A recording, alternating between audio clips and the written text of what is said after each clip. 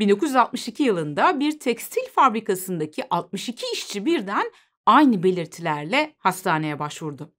Ciltte döküntüler, el ve ayaklarda uyuşma ve mide bulantısı. Başlangıçta fabrikanın işçileri ısıran bir tür zehirli böcek tarafından istila edildiği düşünüldü. Bu yüzden de bu olay Haziran böcek salgını olarak adlandırıldı. Ancak aslında ortada bir böcek ya da bu belirtilere sebep olacak herhangi bir şey yoktu. Peki ne olmuştu? İncelemeler sonunda fabrikada herhangi bir böcek izine ya da bu belirtilere sebep olabilecek başka bir faktöre rastlanmadı.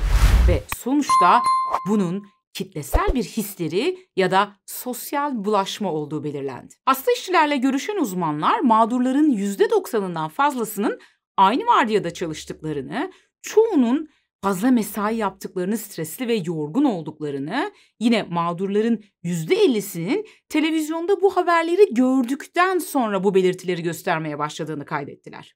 Bu olayda telkinin gücüyle birleşen stres ve yorgunluk muhtemel suçlulardı. Sosyal bulaşma, duyguların, düşüncelerin ve davranışların bir kişiden diğerine yayılması ile ilgili bir durumdur. Gustav Le Bon sosyal bulaşma teorisine göre kalabalığın içerisindeki her tür düşünce ve hareket bulaşıcıdır der.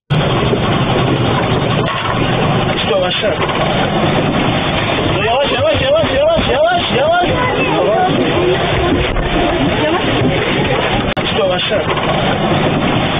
Yavaş yavaş yavaş yavaş yavaş.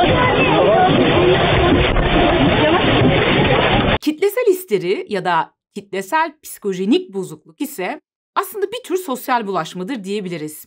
Bir şekilde nüfusun içerisinde çeşitli belirtilerin açıkça hiçbir dayanağının olmamasına rağmen giderek ve hızla yayılmasıdır. 1991'de Rhode Island'daki bir lisede 21 kişi havalandırmadan zehirli bir gaz geldiğini düşünerek baş dönmesi, mide bulantısı gibi belirtilerle acile gitti. Belirtiler önce bir öğrencide başlamıştı. Öğrencilerden bir tanesi havalandırmanın içinden duman gibi bir şey geldiğini gördüğünü iddia ederek birdenbire kendini yere attı, başının dönmeye başladığını ve midesinin bulanmaya başladığını söyledi. Onu izleyen tüm diğer öğrenciler ve öğretmen de bir süre sonra aynı belirtileri göstermeye başladı. Ancak sonrasında yapılan araştırmada okulda herhangi bir toksik gaz kanısına rastlanmadı. Doktorlar bu durumu o aralar yaşanan Körfez Savaşı sırasındaki kimyasal bir saldırı korkusuna bağladılar ve kitlesel bir histeri olarak açıkladılar. İlginç örneklerden biri de şimdi Tanzanya olarak bilinen Doğu Afrika bölgesindeki gülme salgınıydı. 1962 yılında bir köydeki yatılı kız okulunda 3 kız öğrencinin kontrolsüz şekilde gülmesiyle başlayan salgın bir süre sonra tüm köye, hatta çevre köylere ve bölgelere yayıldı. Aralıklarla yaklaşık 18 ay süren bu salgın toplamda binlerce kişiyi etkiledi ve 14 okulda eğitime ara verildi.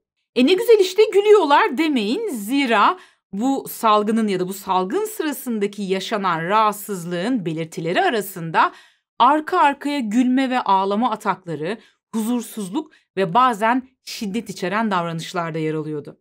İncelemeler sonucunda bu davranışlara hiçbir neden bulunamadı ve yaşanılan olay toplumsal histeri olarak adlandırıldı.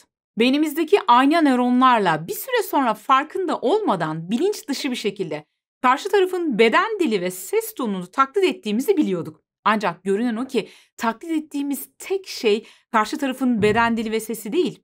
Aynı zamanda duygular da bulaşıcı gibi görünüyor. Yani en azından araştırmalar şimdilik bize böyle olduğunu söylüyor. Bu araştırmalardan bir kısmının bilgilerini açıklama kısmına koydum. İsteyenler bakabilirler. Bazen grup içerisindeki bir kişinin negatifliğinin tüm grubu nasıl aşağıya doğru çekebildiğini çoğumuz deneyimlemişizdir. Araştırmalar evli eşlerden birinde görülen depresyonun sıklıkla diğer eşte de depresyona yol açabildiğini gösteriyor. Aynı şey oda arkadaşları için de geçerli. Görünen o ki duygularımız bir şekilde çevremizdeki insanlara da bulaşıyor. Günümüzde iletişimin büyük oranda internet ve sosyal medya üzerinden yapıldığını düşünürsek, acaba sosyal medyadaki paylaşımlarımız da bulaşıcı olabilir mi? Sosyal medyadaki paylaşımlarımızla diğer insanların, hatta büyük kitlelerin duygu, düşünce ve davranışlarını da etkileyebilir miyiz? Cevap şimdilik evet gibi duruyor. Bu konuda yapılan araştırmalar olumsuz duyguların sosyal medyada ya da internet ortamında olumlulara oranla çok daha hızlı yayıldığını ve en hızlı yayılan duygunun da korku olduğunu gösteriyor.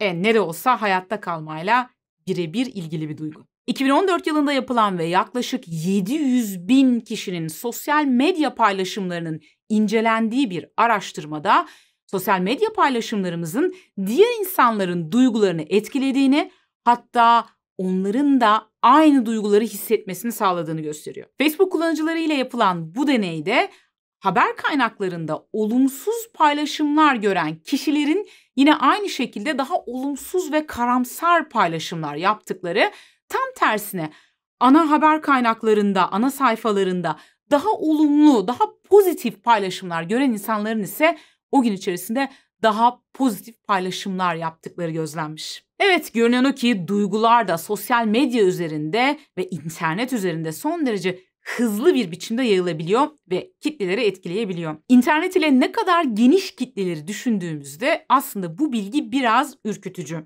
Zira kolaylıkla paylaşımlarla kitleler etkilenip toplumsal bir histeri yaratılabilir. Belki de pandemi döneminde en azından ilk zamanlar yaşadığımız şey biraz da buydu. Hani şu marketten aldığımız ürünleri önce bir süre balkonda bekletip ardından çamaşır suyu ile dezenfekte edip ardından da dolaba yerleştirdiğimiz ve kullanmadan önce yine de bir ne olur ne olmaz diye yıkadığımız o dönem. Güldüğüme bakmayın, ben de aynı şeyleri yaptım. Sosyal, ekonomik ya da politik. Acaba başka hangi konularda internet ve sosyal medya bizi manipüle ediyor? Üzerine bir düşünmek lazım.